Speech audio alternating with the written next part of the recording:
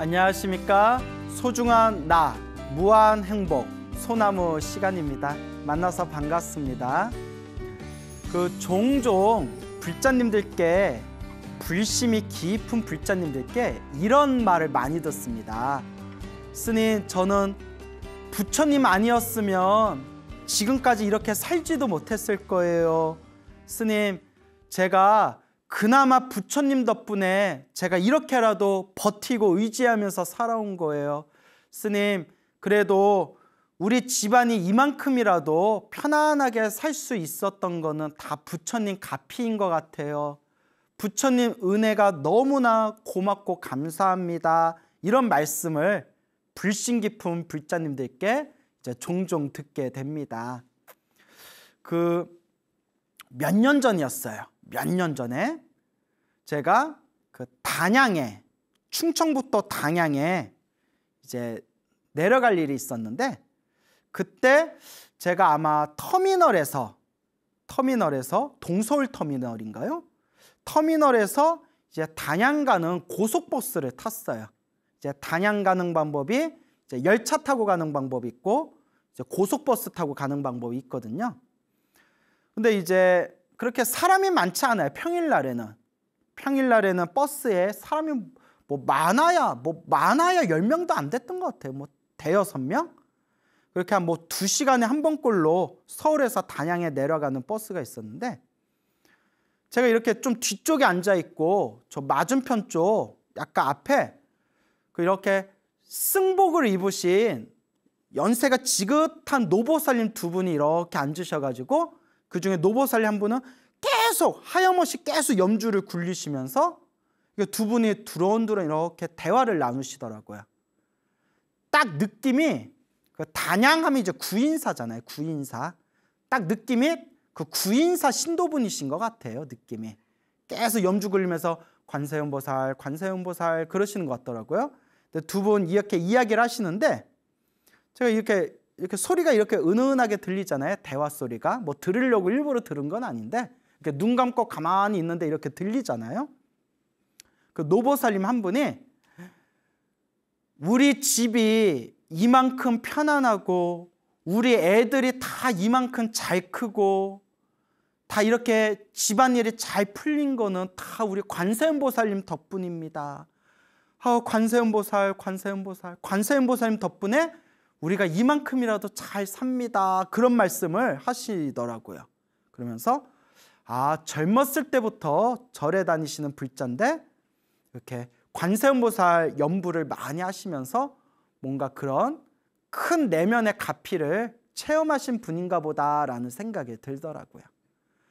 그래서 주변에 수많은 그런 불심이 지극하신 불자님들 이야기를 듣다 보면 한결같이 하시는 말씀이, 기도를 하고 연부를 하고 그런 큰 체험과 가피를 얻으면서 정말 힘들었던 일들, 답답했던 일들이 많이 풀려나가는 걸 실제로 느꼈고, 그리고 힘들고 괴로운 상황 속에서도 그 기도와 연불의 힘으로 꿋꿋하게 버텨나갈 수가 있었다.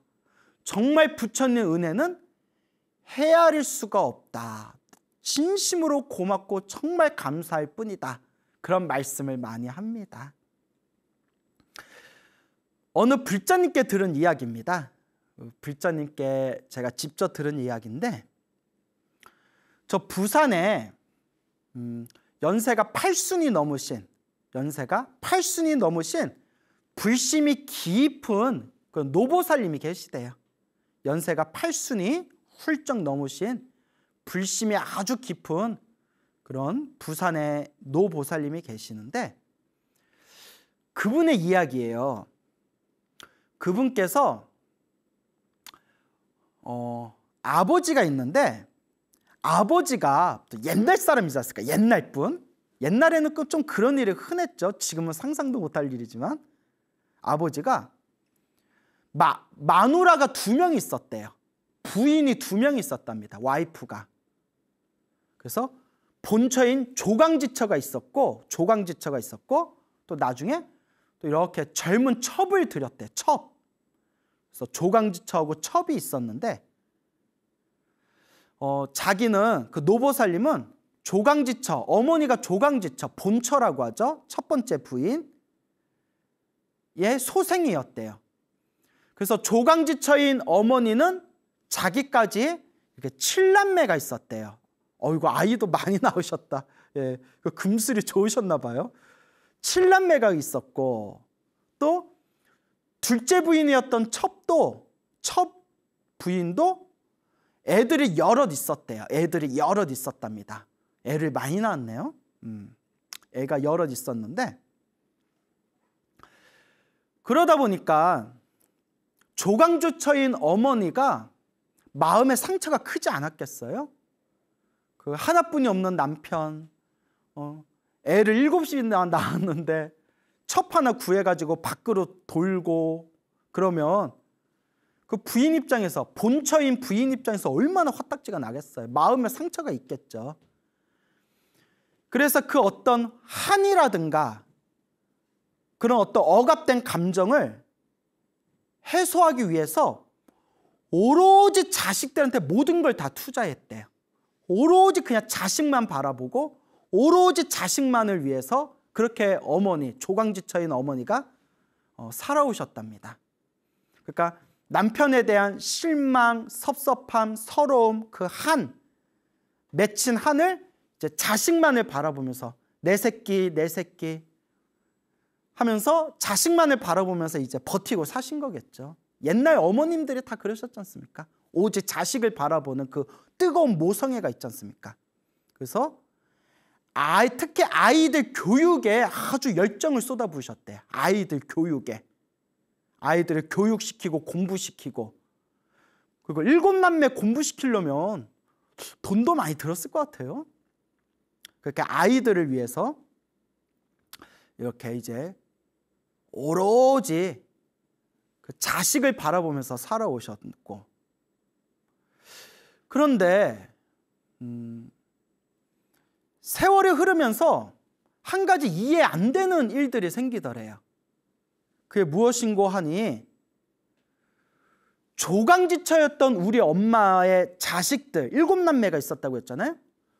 조강지처였던 우리 엄마의 자식들은 점점 장성하고 사회생활하고 장가가고 시집가고 직장생활하면서 뭔 놈의 집안이 온갖 풍파와 온갖 파란만장한 온갖 일들이 다 그런 불운이 터져가지고 집안에 불행이 끊이지를 않았대요. 그 7남매가. 어쩌다 또 그랬을까. 그래서 조강지처였던 우리 어머니가 낳은 그 7남매가 다 집안일이 제대로 풀린 집이 별로 없을 정도로 그냥 남매들이 고생을 했대요. 조강주처인 어머니의 소생들 7남매가. 그런데 정작 우리 엄마, 조강지처인 우리 엄마의 가슴에 못을 박고 상처를 줬던 그 둘째 부인이었던 그 둘째 엄마겠죠? 근데 둘째 엄마가 잘못인가? 그 아버지도 잘못이 있는 거 아닌가요? 여하튼 넘어갔습니다. 남의 집 사정은 잘 모르는 거니까. 우리 엄마 가슴에 상처를 준 둘째 부인이었던 첩 출신인 저 둘째 엄마네 그 가정의 애들은 한결같이 잘 자라고 잘 크고 큰 별탈 없이 무탈하게 편안하게 다들 잘 먹고 잘 살더래요. 조강지처인 우리 엄마네 자손들은 자꾸 안 좋은 일이 빵빵 터져서 정말 평지에 풍파가 일들, 그렇게 자꾸 불행한 일들이 막 생기는데, 둘째 부인이었던 첩이었던 저쪽 집의 애들은 너무나 애들이 잘 크는 거예요.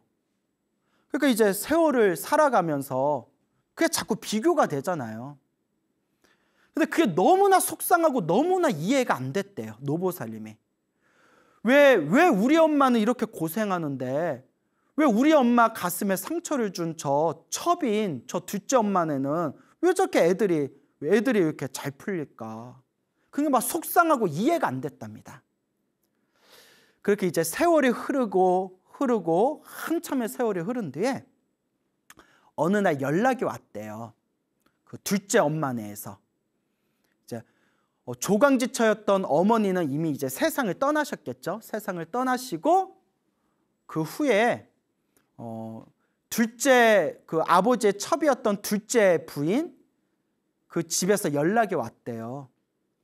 어머니가 이제 곧 임종하실 것 같다. 이제 어머니가 곧 세상을 떠나실 것 같은데 이렇게 옛날 생각이 나는지 얼굴 좀 보고 싶다 하신다. 시간 내면 한번 와라. 우리 어머니 오래 못 사실 것 같다. 그러니까 비록 둘째 부인이었지만 첫째 부인 애들에 대한 어떤 정도 좀 있었나 봐요. 그래도 야, 나 죽기 전에 그 애들 얼굴 좀 한번 보고 싶구나. 아마 뭐 그렇게 얘기하셨겠죠. 그래서 뭐 아버지 돌아가시고 평소에 뭐 크게 왕래가 없었지만 이제 뭐 평상시에 우리 엄마한테 상처 준 여자라는 그런 어떤 속상함이나 그런 뭐 어떤 화도 있었겠지만 옛날 같이 살았던 정도 있고 또 다 지나간 옛 세월이고 또 이제 얼마 못 사신다. 임종하기 전에 임종이 이제 얼마 안 남은 것 같은데 그 옛날 식구들 얼굴 좀 보고 싶다. 시간 나면 좀 와라 하니까 옛 정 때문에 이렇게 내려갔대요. 그 노보살님이 내려가서 그러니까 이제 둘째 부인이었던 아버지의 둘째 부인이었던 둘째 엄마네 가가지고 가서 인사도 드리고 밥도 먹고 뭐 하하하 호호호 뭐 옛날 얘기도 하고 그랬겠죠. 옛날에 뭐가 어떻고 뭐가 어떻고 뭐가 어땠는데 세월 참 빠르다 뭐 이러면서 얘기를 했겠죠. 이야기하다 보니까 밤이 좀 늦었대요. 옛날에 그 추억 얘기하다 보니까 시간이 훌쩍 지났나 봐요. 그래서 이 보살님이 늦은 밤이지만 늦은 저녁이지만 집으로 가려고 하니까 그 둘째 엄마가 첩이었던 둘째 엄마가 막 붙들면서 자고 가라 자고 가라 이 늦은 시간에 어딜 가냐 여자가 자고 가라 하고 내일 아침 먹고 가라 아침에 가라 하고 간곡하게 붙드셔가지고 아유 지금 아니면 이제 또 언제 뵙겠냐라는 생각이 들어서 그 둘째 엄마 옆에서 이불 깔고 그날 하룻밤 같이 잤대요. 그러니까 이게 마지막이다 생각을 했겠죠. 옛날 일은 옛날 일이고 이제 사람이 죽음을 코앞에 두신 분을 보면 옛날에 어떤 그런 감정 같은 것도 좀 사그러들기 마련이잖아요. 정말 큰 왼수가 아닌 이상. 에휴, 이 노인도 살아생전에 고생 많이 했는데 지금 안 보면 또 언제 보겠냐 싶어서 이제 옆에서 하룻밤 잤대요. 그 밤에 이렇게 자는데 새벽에 웅웅웅 웅웅웅 웅웅웅 막 이런 소리가 들리더라고요. 웅웅웅 막 이런 소리. 뭐지? 하고 이렇게 눈을 떠가지고 이렇게 봤더니 그 첩이었던 아버지 첩이었던 둘째 엄마가 그 한밤중에 그 새벽에 그 몸도 아픈 몸으로 이렇게 이불 위에 이렇게 앉아가지고 하염없이 지장보살 계속 지장보살을 연부를 하고 있더래. 지장보살을. 그 연세 많은 노인이 이제 얼마 못 산다라고 이제 판정받은 노인이 그 새벽에 하염없이 그냥 지장보살을 연부를 하고 있대. 지장보살을.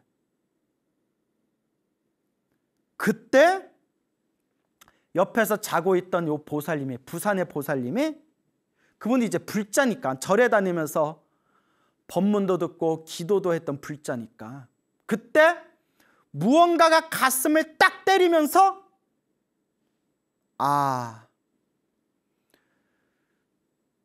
첩을 둘째 엄마네 애들이 다 잘 풀린 이유가 있었구나라는 생각이 납득이 되더래요.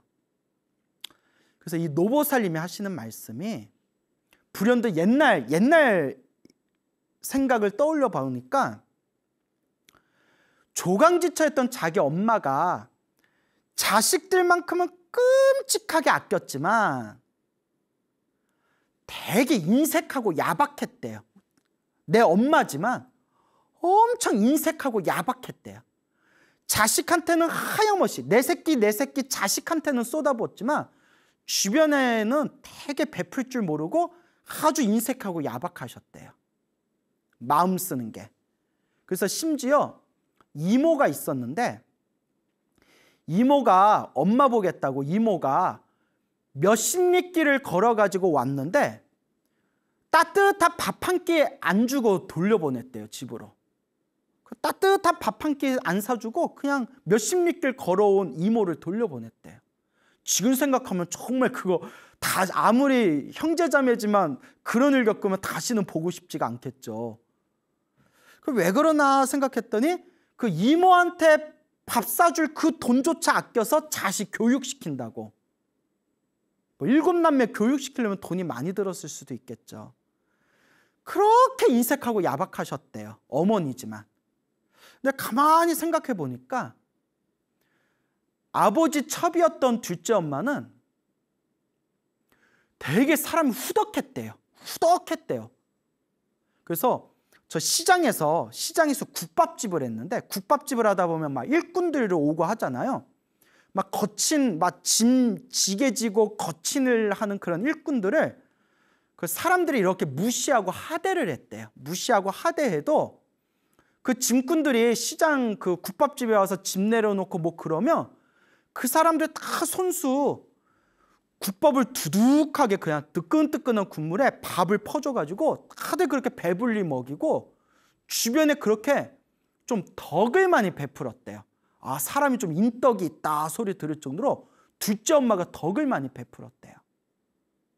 그러면서 느낀 게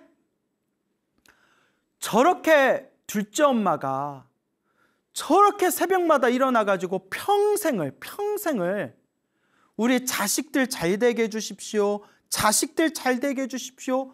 저렇게 평생 지장보살 연부를 하고 그렇게 젊었을 때부터 사람들 사이에서 인덕 있다라는 소리 들을 정도로 사람들한테 잘 베풀었으니 저 집안의 애들은 저렇게 별탈 없이 무탈 없이 일 없이 저렇게 저 집안의 자손들은 편안하게 살아가고 안타깝게도 남에게 야박하게 굴고 인색하게 굴었던 우리 엄마네 집안에 우리 자손들은 이렇게 자꾸 안 좋은 일이 터졌나 보구나 라는 생각에 그렇게 가슴을 딱 때리더래요.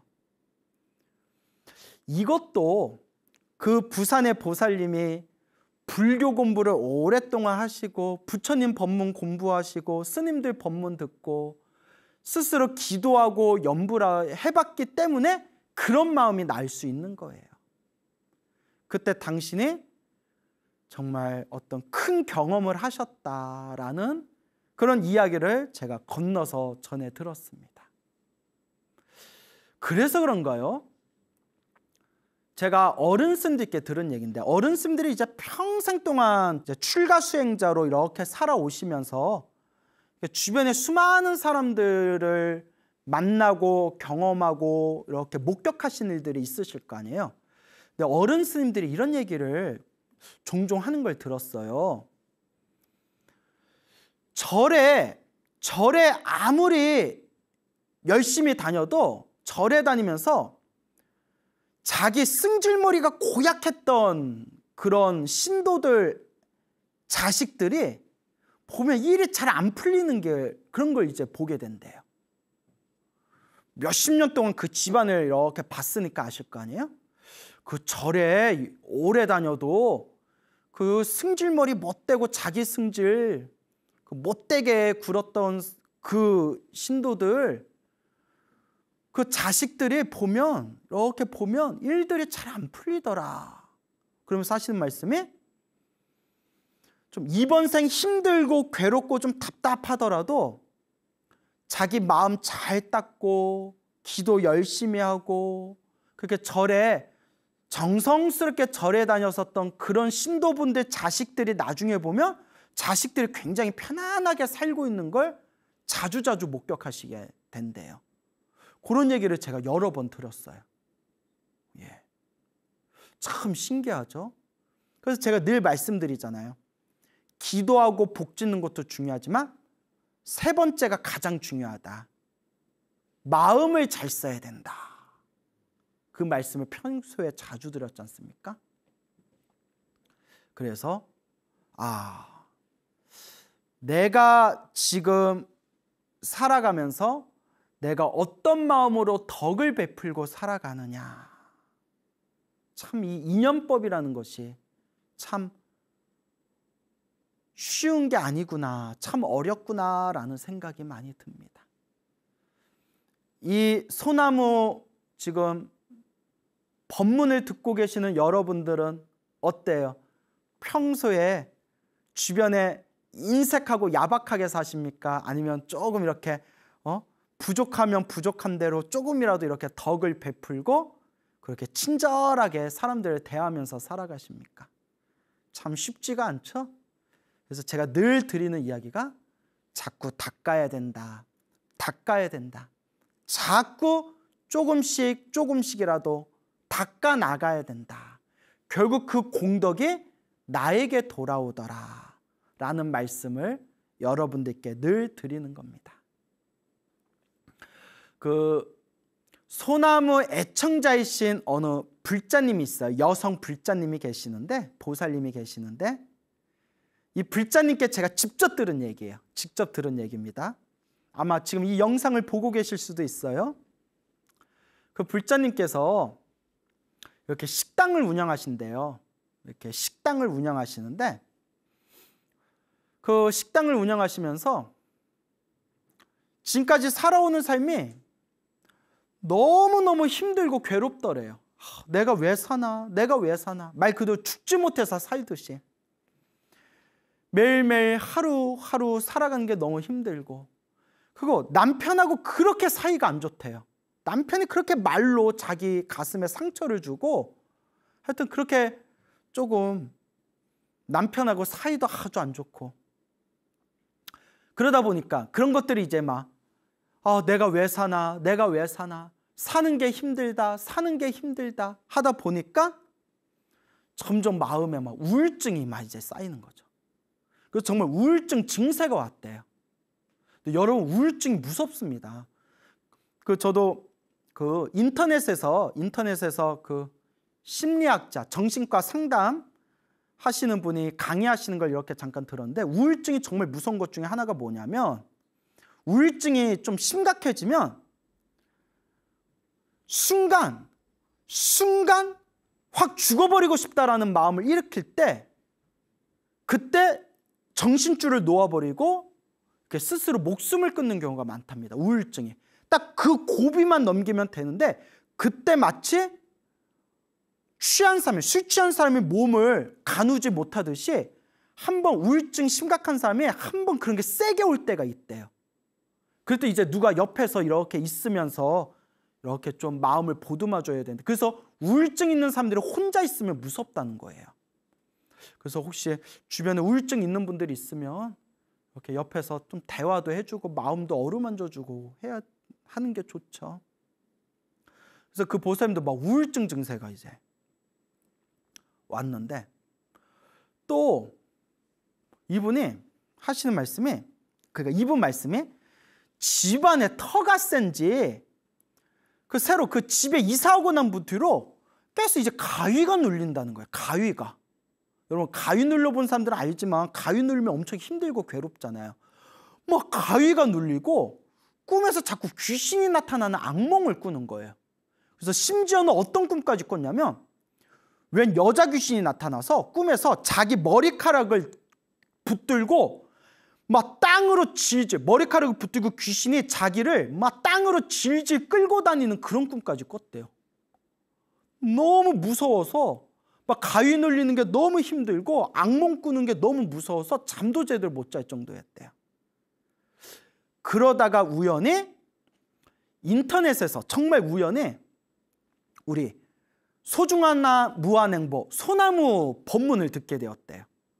소나무 법문을 듣는데 아주 좋으셨대요. 그분 말씀이 아주 재밌고 너무 마음이 편안해져서 그 뒤로 법문 듣는 거에 점점 이제 재미를 붙여가지고 우리 BTN 불교TV에서 법문하고 강의하시는 스님들 법문을 다 이렇게 다 골라볼 정도로 그렇게 이제 법문 듣는 낙으로 이렇게 사셨대요. 그러면서 자꾸 이제 소나무를 듣다 보니까 점점 나도 기도해야 되겠다. 아 그래 이게 다 내 업인가 보다. 광우스님이 소나무에서 얘기한 대로 좋은 일도 나쁜 일도 다 내 업의 인연인가 보다. 그래 나도 업장소멸 기도해야 되겠다. 기도해야 되겠다라는 생각이 들면서 이제 기도를 시작하셨대요. 기도를 시작하는데 관세음보살을 열심히 연불 하셨대요.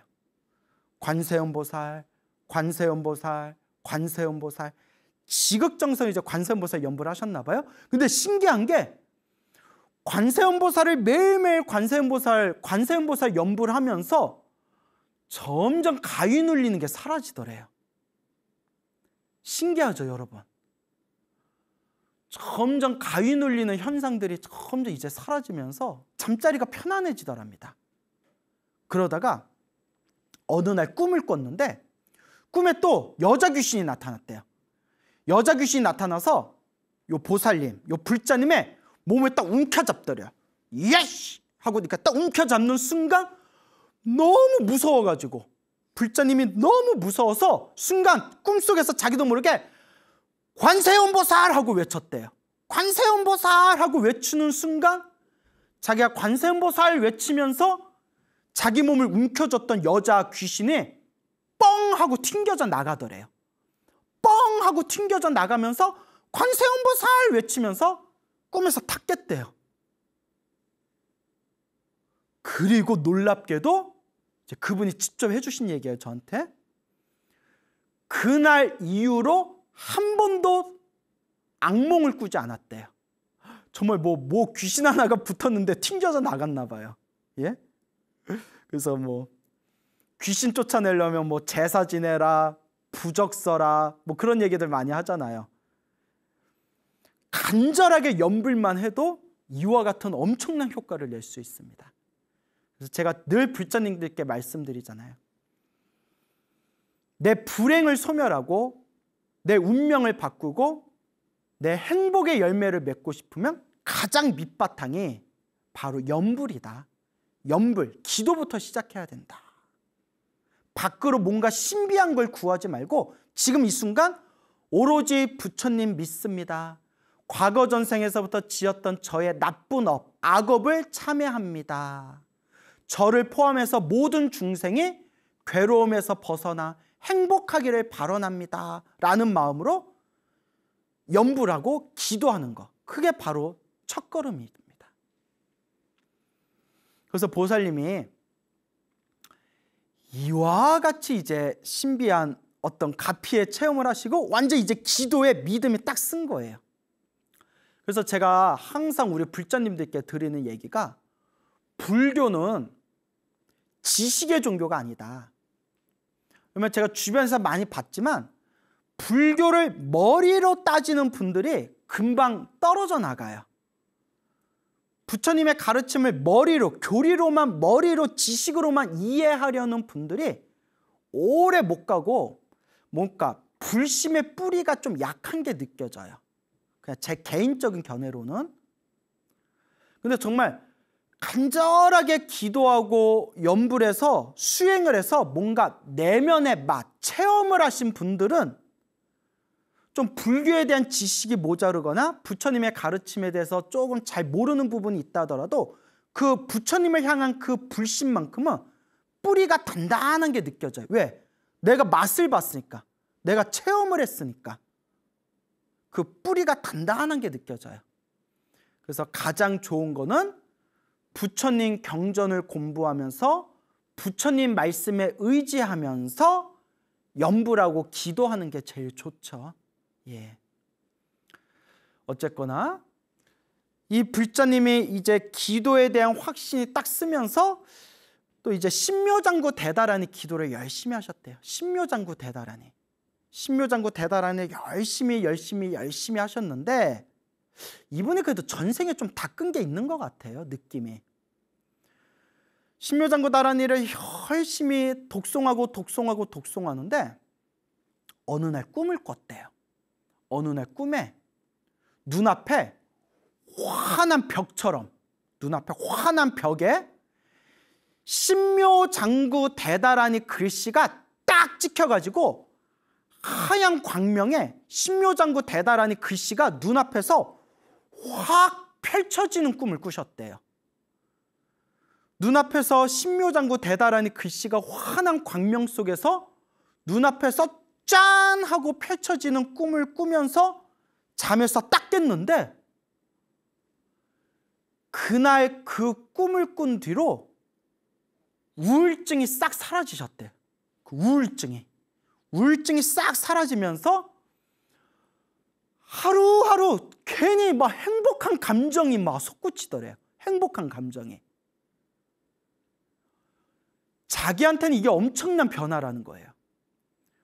불법을 만나기 전에 소나무 법문을 듣기 전까지만 하더라도, 기도하기 전까지만 하더라도 하루하루 사는 게 괴롭고 힘들고 남편도 짜증나고 막 우울증이 생겼는데, 관세음보살 연불 하면서 악몽이 사라지고 가위 눌리는 게 사라지고, 꿈에서 악귀한테 붙들렸을 때 관세음보살 외쳤더니 악귀가 떨어져 나가는 꿈을 꾸면서 그 뒤로 더 이상 악몽이나 가위를 더 이상 눌리지 않고, 그리고 신묘장구 대다라니를 열심히 독송하다가 눈앞에서 환한 광명으로 신묘장구 대다라니 글씨가 펼쳐지는 꿈을 꾸고 나서 그 우울한 증세가 싹 사라지고, 그렇게 하루하루가 괜히 뭐 으흐 하고 이렇게 행복한 감정이 밑바닥에서 이렇게 막 솟구치더래요.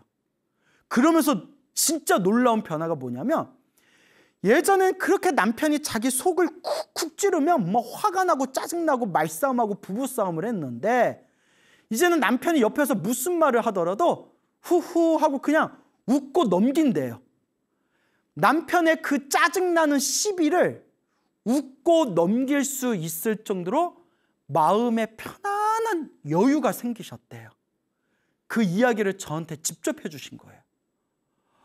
아유, 보살님 너무나 대단하십니다. 정말 대단하십니다. 그게 값입니다. 그게 부처님 값입니다. 정말 훌륭하십니다. 그래서 제가 보살님이 이렇게 기도를 하셔가지고 큰 가피를 체험하셔서 너무 좋지만, 훌륭하지만, 기도하다 보면 또 안 좋은 일이 생길 수 있고 나쁜 일이 생길 수 있고 좀 좋지 못한 인연이 닥칠 수도 있습니다. 그때도 흔들리지 말고 지금처럼 기도하시면 됩니다 했더니, 스님 제가 부처님과 기도에 대한 확신이 딱 생긴 것 같아요 라는 말씀을 하시더라고요. 그래서 제가 크게 칭찬을 드렸습니다. 그렇게 기도로, 부처님의 법으로 내 운명을 그렇게 점점 좋은 쪽으로 바꾸어 나가는 겁니다. 그렇게 내 삶의 방향을 어두운 그늘에서 따뜻하고 환한 양명한 곳으로 내 인생의 발걸음의 그 에너지를 더 좋은 쪽으로 조금씩 바꾸어 나가는 겁니다. 그래서 늘 불자님들께 드리는 이야기가, 중생은 다 자기 복대로 살아가더라. 다 자기가 지은 복대로 살아가는 거예요. 광우 쓰면 복대로 살아가고 있고, 여러분들은 여러분들마다 다 복대로 살아가고 있어요. 그러니까 누구를 부러워하거나 질투하는 마음이 점점 사라져요. 다 자기가 지은 복대로 살아갈 뿐인데, 내 복의 그릇을 넓힐 생각을 해야지 남하고 비교할 시간이 어디 있겠어요. 그래서 옛날 큰 스님들이 이 사바세계는 한바탕 중생들의 업노름이다 라고 했어요. 내가 지은 업보노름이다. 선업을 많이 지은 사람은 조금 더 행복하고 술술 살아갈 것이고, 악업을 많이 지은 사람들은 아무래도 내가 지은 업보대로 힘들고 답답한 삶을 살아가겠죠. 다 한바탕 업노름이다. 업노름. 업보대로 놀고 있다는 거예요. 그 부처님 경전에서는 이 모든 게 다 인연법이다. 좋은 인연이든 나쁜 인연이든 다 내가 지은 인연법이다. 중생은 다 자기 복대로 살아가는데, 부처님의 가르침은 내 운명을 바꿀 수 있는 법이다. 내 운명을 바꾸기 위해서 필요한 3가지. 여러분 귀가 따갑도록 말씀드렸죠? 연불, 기도를 많이 해라. 연불하고 기도하면서 내가 몸과 말과 생각으로 지었던 내 나쁜 업, 내 나쁜 에너지를 자꾸 그것을 정화시키고 나쁜 그 업보를 소멸해야 된다. 염불을 많이 해라. 기도를 많이 해라. 둘째, 기도만 많이 하면 기도발이 약하다고 했죠? 기도하면서 조금씩이라도 복을 지어라. 남들에게 보탬이 될 수 있게, 이웃들에게 조금이라도 도움이 될 수 있게, 부처님과 부처님 가르침과 거룩한 수행자분들에게 복을 지을 수 있게 공양을 올리도록 그렇게 끊임없이 조금씩이라도 복 짓는 노력을 해라. 그 다음에 세 번째가 제일 중요한 거죠. 마음을 잘 써야 된다. 마음을 잘 닦아야 된다. 이 세 가지를 꾸준히 닦아 나가다 보면 점점 내 인생이 점점 편안하게 변화되어지는 것을 느낄 수가 있을 겁니다. 하지만 여러분들에게 제가 또 항상 드리는 이야기가, 누구는 기도를 조금 했는데 효과를 빨리 보는 사람이 있고, 누구는 기도를 많이 했는데도 효과가 더디거나 효과를 못 느끼는 사람이 있더라. 선생님, 내가 이렇게 열심히 기도했는데도 효과가 없는 것 같아요. 제가 뭐가 부족한 건가요? 기도 효과가 없는 건가요? 부처님이 영험이 없는 건가요? 아니라고 했죠? 이것도 다 무슨 법이다? 다 인연법이다. 기도를 조금 했는데도 효과를 빨리빨리 보는 사람은 그만큼 닦아놓은 게 있는 거고, 기도를 많이 했는데도 효과가 더딘 사람은 그만큼 풀어야 할 매듭과 그만큼 풀어야 할 숙제와 그만큼 내가 갚아야 할 빚이 많기 때문에 좀 더디게 느껴질 뿐이다. 그렇기 때문에 당장 효과가 있다 없다라는 거에 우리가 흔들리지 말고 묵묵히 내가 지은 업은 좋은 업이든 나쁜 업이든 반드시 내가 받는다라는 마음으로 묵묵히 그저 닦아나갈 뿐이다 라는 걸 항상 말씀드리는 겁니다. 우리가 부처님의 가르침을 공부하면서 이 부처님의 가피를 우리가 체험하면서, 불보살님의 이 위대하신 에너지는 지금 이 순간에도 우리와 함께하고 있구나. 그걸 받아쓰고 받아쓸 수 없고의 그 몫은 온전히 나의 몫이구나. 지금 이 순간 한 번이라도 더 염불하고 간절하게 기도하고 복을 짓고 선업을 짓고 공덕을 닦으면서 내가 이 마음을 잘 닦아야 되겠구나. 이렇게 늘 마음을 되새기면서 한 걸음 한 걸음 밟아 나아간다면 여러분들의 삶이 점점 더 아름다운 꽃길로 바뀌어 나가게 될 것입니다. 여러분, 행복해지고 싶습니까? 행복한 삶을 창조하고 싶습니까? 복을 지으십시오.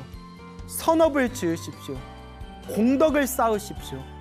복과 선업과 공덕의 힘이 여러분들을 진정한 행복의 길로 이끌어 줄 것입니다. 여러분, 성불하십시오.